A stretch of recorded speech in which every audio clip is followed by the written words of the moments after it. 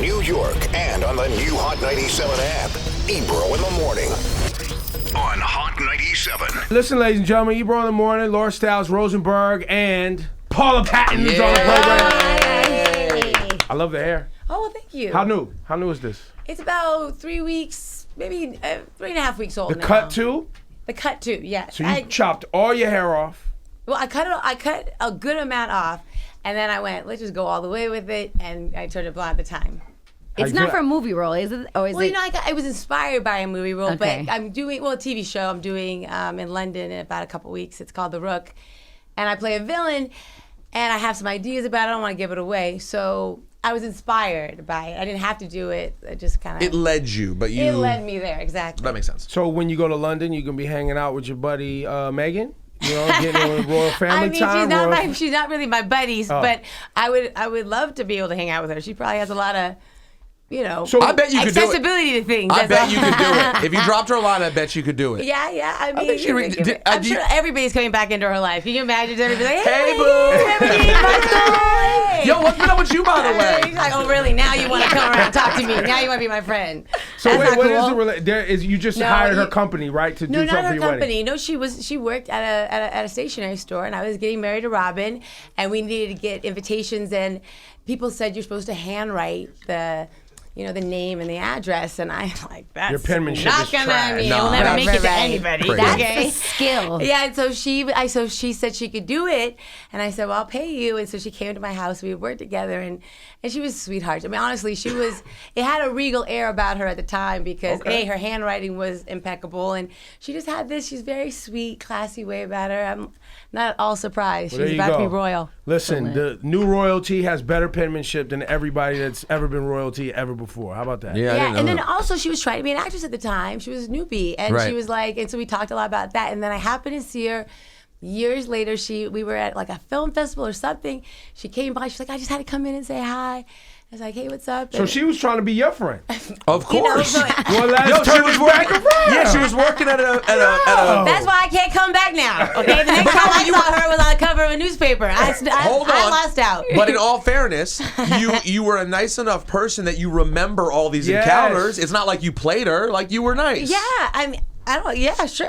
Nice enough to She's remember. like, Nice enough to remember. Has the world gotten that sad and cruel that people don't Some remember? people would have been like, oh, she came up to me the next time, and I I looked mean, at look, her. you are Paula Patton. I'm sure you met a lot of people. But Wow. she did something special in your life. Yeah, so that was amazing. absolutely. I mean, you try to remember everybody because a lot of people are special. Yeah. Honestly, I mean, everybody is. It's just about how much time you have to really be to integrate it into your brain. But I try. And you have a movie coming out Friday, correct? This is correct. Traffic. 420. Ooh, Hard to forget. yeah. I was know what I watching. I was mean? watching the trailer, and I was like this. Right? They should be handing out 420 gifts definitely. with the movie. It seems stressful. It Ticket. seems stressful. I need to de-stress. Yeah, I don't know if I could do that. It Where might it's be legal. Denver, California. Well, it's not criminal here in New York City, and we have a new governor. What does that mean if it's not criminal? They That can't means take you they're to not jail? taking you to jail. But smoking in public, you're gonna go to jail. Really? But if you get caught with something that's less than a certain amount, you're not. I feel like smoking in public is like a favor to everybody else. I know. Like, it's Well, calming for us everyone down. smokers. Smoke through the neighborhood as you walk, and everybody's chill out. Everybody calm Be down. nicer to each other. Even being old kinder. and barely smoking weed anymore, I still enjoy smelling Yes. someone else smoking weed. Well, because you Wait, know they're why are having you fun. not smoking weed anymore? Because you got older. You know what? That is such an old thing to say. Because it's not about age, it's about responsibility. And I got to the point of too many jobs where when I smoke, my head gets filled with things I have to do. And I'm just like, Ebro tomorrow, and then what I forget about. Did I say something on the air that was bad today? Right. Oh, yeah, you don't want to do that. Yeah, I start getting paid. By the way, speaking of which, do you... He's like, let me get off the subject right now. Are you? No, I don't No, we mind that talk at all. about us ourselves all day. We could talk about ourselves some more while we have Paula no, Patton. go ahead. No, but I was going to say, I wonder... With someone with a celebrity Yes. couple like you guys, have you ever seen Robin's appearances here? Because Robin's through the 10 years I've been here, I've interviewed Robin many times. I can imagine. Have you ever seen any of our interviews with Robin? I haven't. You It's know, okay. you know what? It's because it's hard to watch yourself and or anybody you love. It's just like, no. Okay, Sorry. Please don't be. One of our favorite things to do when we have Robin, I'm curious your thoughts on this. Sure. We used to always love having Robin do impressions of his dad. Which is one of my all-time favorite things because he sounds just I'll like... try. Paula, how you doing? Or you got a new movie. Was he always was Alan Thicke always Alan Thicke? Absolutely. Hi, how you doing? But my son actually told me a really great joke. We were taking a walk, and it's spring, so all these mushrooms came up. He's like, "Mom, you want to hear a funny joke?" And I said, "Sure." He goes, "Why did the mushroom get invited to the party?" I don't know. He goes, "Because he was a fun guy." And he goes, "My grandpa told me that joke. He was a really funny comedian." I said, "Yes, he was, baby." And it was as if Alan was right there watching over it. That's It was a so beautiful cool. moment. Yeah, it's a good joke, by the way.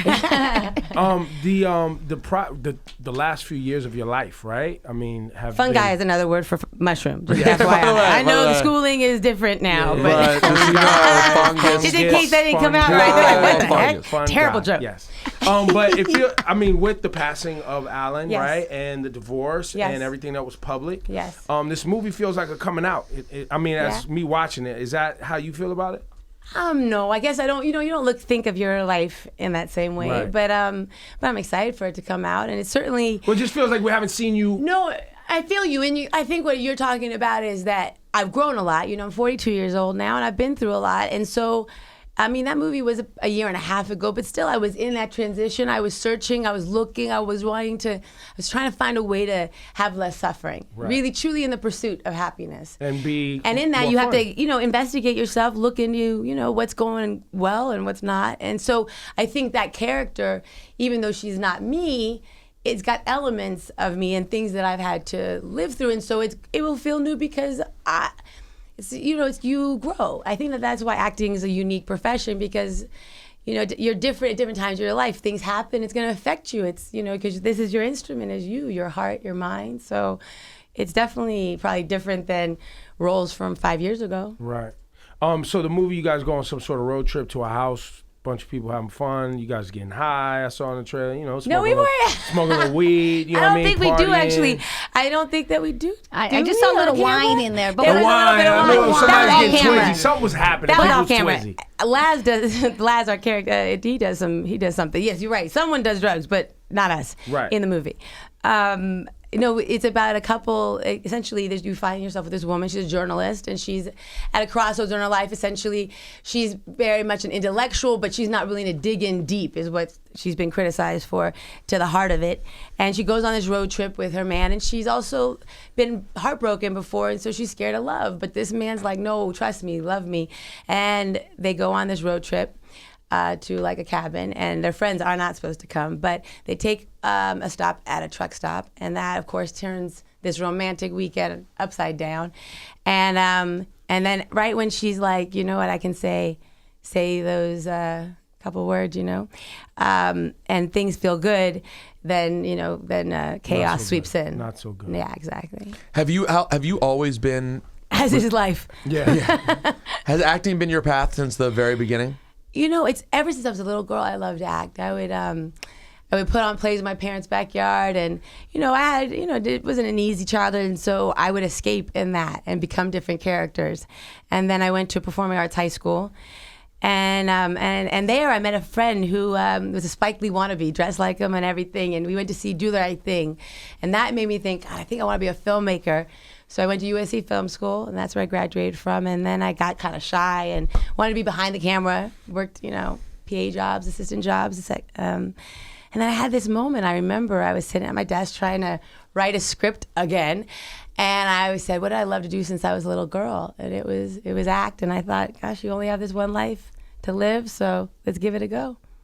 And that was when I you was landed. 27. Was that the Denzel? Was that your first? No, my first was a small role in this movie Hitch with Will Smith. Yeah. Ava Love Mendes. that movie. Yeah. Of course. Great movie. And That feels Small like that's movie. interesting Yeah. too. Small movie. That seems like relative. What year was that? It's a small role, but 2002. that's tough. I'm not good with that Well, kind she of said stuff. 27, 28, I was 14 years 27. ago, I right? was like 28. I remember Okay, so the 14 girl years that ago. was with me. She was like, "Don't tell him your age." I'm like, really? That sounds old. I remember I must have been in that 28 world because I got married at 29, and the movies had, like, I remember Deja Vu. I got it afterwards, and oddly enough, Idlewild, the movie I did with Outkast, that was my first lead role. In I might be the movie. only person who likes Idlewild. I love that movie. You know, People crapped on that movie. I love that. You know, movie. I've never seen it, which is probably a haven't seen it testament to either. I really like enjoyed how it. weird But it I is. didn't know it was because I was a super Outkast fan and I was just whatever they wanted But to so do was I. creatively. But that's what's weird is that Yeah.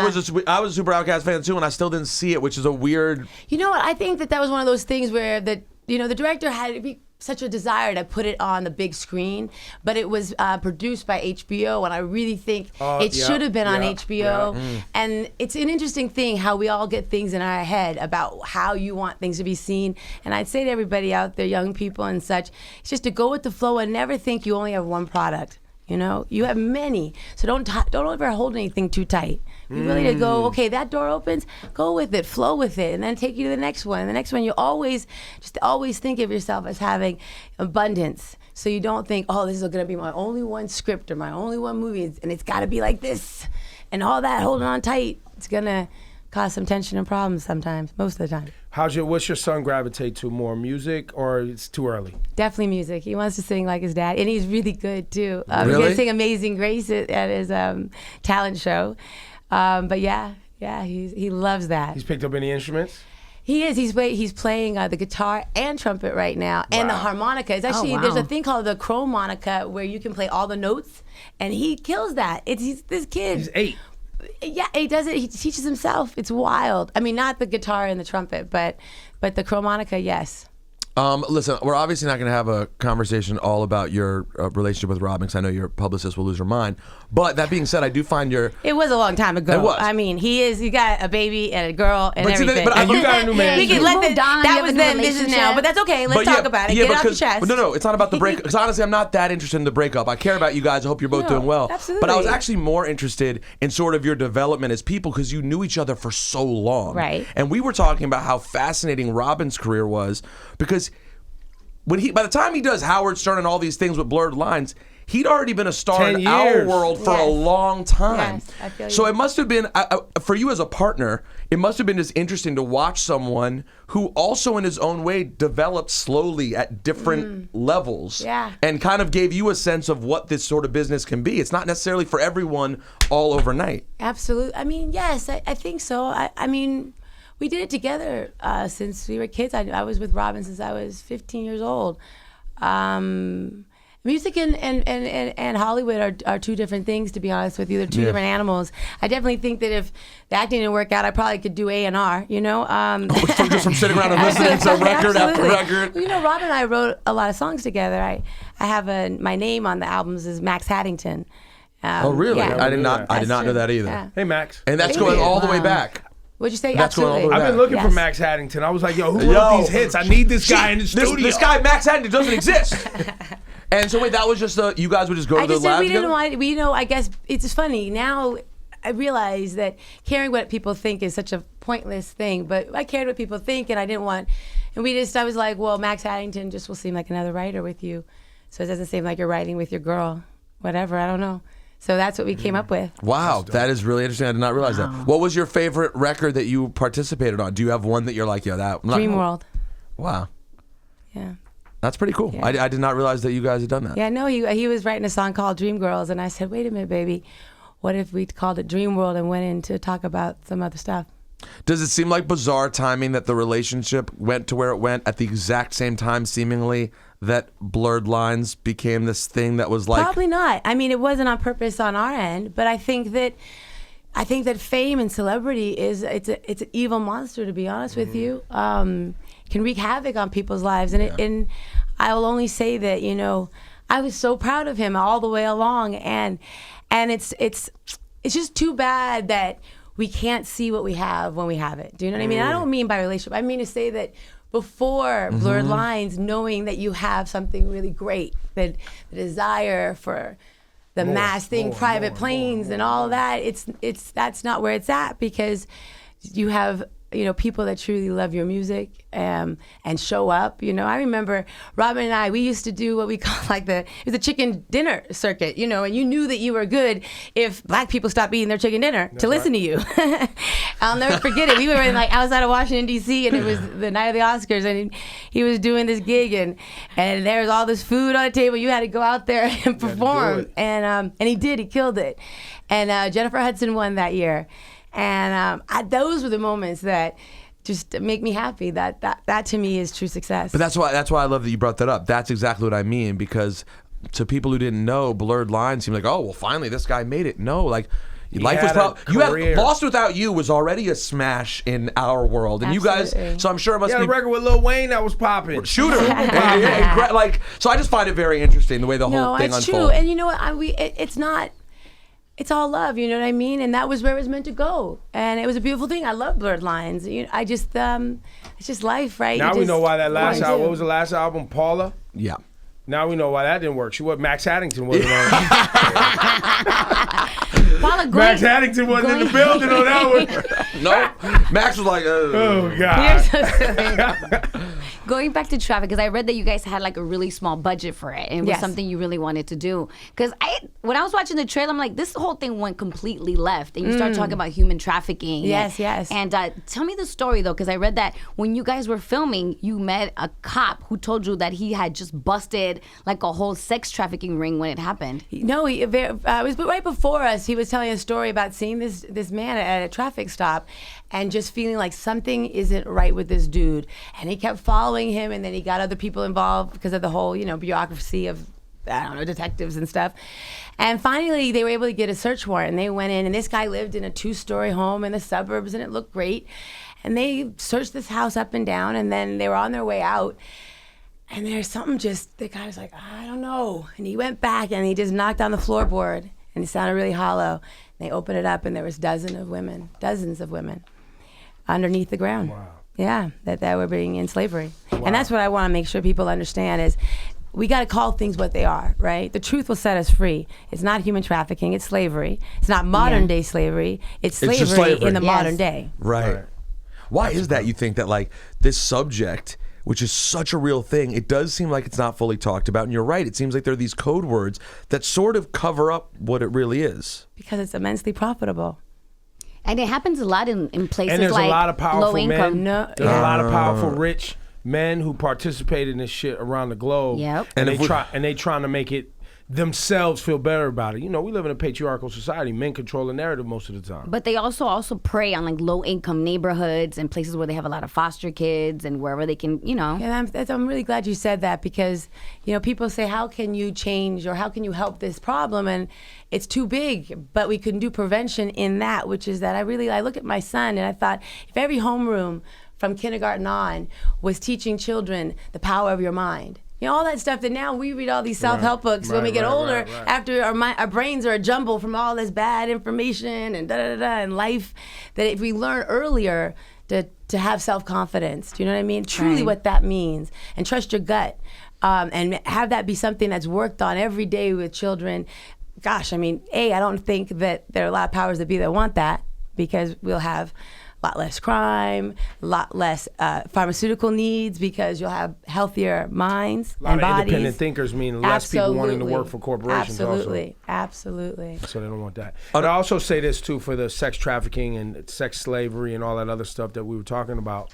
A lot of it is also when we see young black and brown girls go missing. Remember here in the Bronx? Yes, we covered that story absolutely. for a while. And in DC it's like there was 14 girls have gone missing, and people are like, "Oh, they're probably runaways." No, they're probably not. No. They've probably been kidnapped or drugged and forced into some life, and they're young and confused and don't know what's going on. And when you think about it, that's actually much more likely. Like the likelihood of 14 people coincidentally all running away from their homes is not in likely. one borough in New York City. Absolutely. And that's what we have to just keep on questioning things. They've been lying to us for a long time. Our brains, all of us have to keep questioning, is right left or is left right? Is up down or down up? You know what I mean? I mean that in is every up down? way. Yo, facts. It might be. Up might be down. Facts. Okay, we know you have to go, but is Jason Bateman as awesome in real life as he seems in everything he's in? Just the funniest guy. Yeah, I just have a super man smart, crush. I've super- never said this before. I think I have a man crush on Jason Bateman. I'm a big fan. Yeah, absolutely. He really is who you see. There's no bullshit there. But that's what I love about that man. There's no facade. He's not trying to be nice when he doesn't feel like being nice. Oh, really? And he's So nice when he Jason wants to be Bateman will nice. let someone know what time it is? Absolutely. He looks like somebody will punch himself. somebody in the face. He's a Really? truthful person. Jason Bateman doesn't look like he'll punch somebody in the face. Nah, not to me. I mean, maybe at the end of Ozark, at the end of season one. But, Yeah, no, but Ozark. he's like I'm who I am, and I love that. He lives in truth, What about- and that's why he's funny as hell. Tell us one before you go. Tell us one story about working with Denzel. Gosh, what's a good story about Denzel? Well, that you're allowed to tell. That will keep no, I everything- mean, no. I was just trying to think. There's so many good ones, but but I think the best was probably when we both got blown up out of this building. We were doing Deja Vu, and I was like going gustos, like, and everything was just like, don't be afraid, Denzel, go hard.